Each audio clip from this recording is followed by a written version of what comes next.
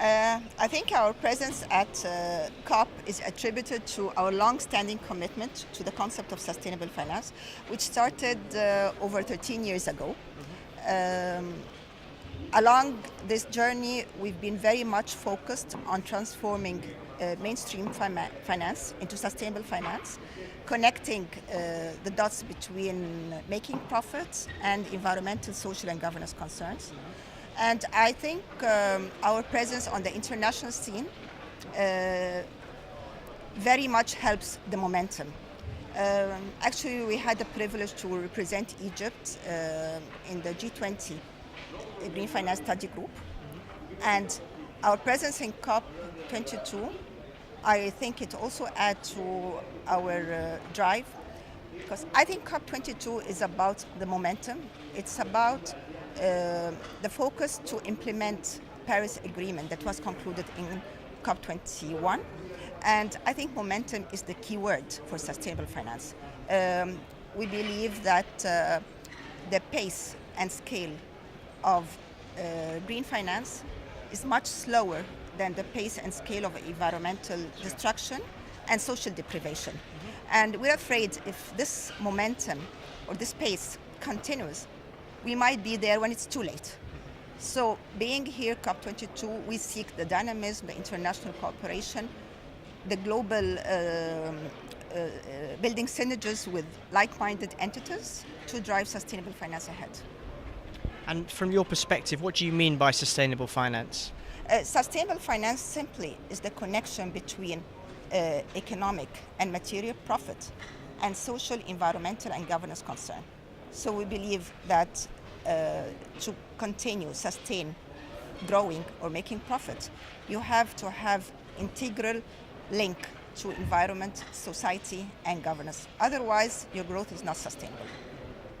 And in terms of the kind of highlights for the bank, can you give us a sense of some of the projects that you've been involved in, either sort of concrete installations or some other sort of capacity building projects? I'll tell you something. I mean, interestingly, Arab African International Bank is Egypt's first multinational bank in Egypt. It's known as a brand to be a classic bank, but nonetheless, it's very progressive in its approach. And I think this is attributed to the fact that we have been operating for over half a century. And when you turn 50, you acquire this maturity to realize what finance is all about.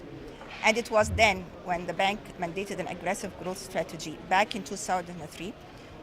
There was a very spontaneous conviction adopted by the management, seeing that the notion of growth is not only expressed in numbers, and it has a non-material expression.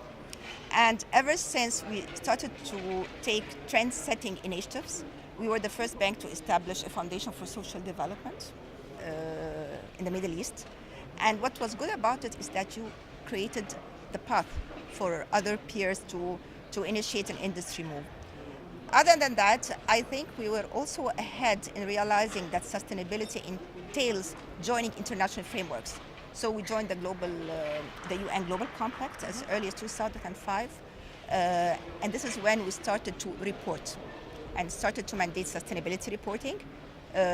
We were the first to issue our sustainability report back in 2010. And again, that's a massive movement because usually banks are committed or mandated to issue financial reports. To realize early then that it's not only about your financial performance, but it's also about your social environmental impact was kind of insightful.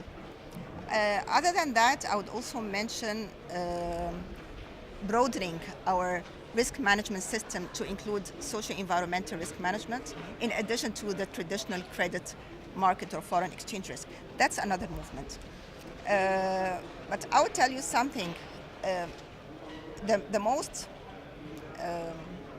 The movement that I feel that brought us to the COP22 is Amsterdam, which is a new level of a new level to qualify our efforts in sustainable finance, because this is when we see we need to drive an industry movement. It's not only about the bank's achievements, Our real pride and achievement is when you get the whole financial sector in Egypt, which we believe is very strong and very well posed to make a fundamental revision of finance.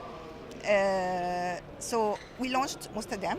It's a platform for capacity building and policy advocacy in the area of sustainable finance, because really after 13 years, I personally believe that sustainable finance is not about regulations, it's not about compliance, it's about the education.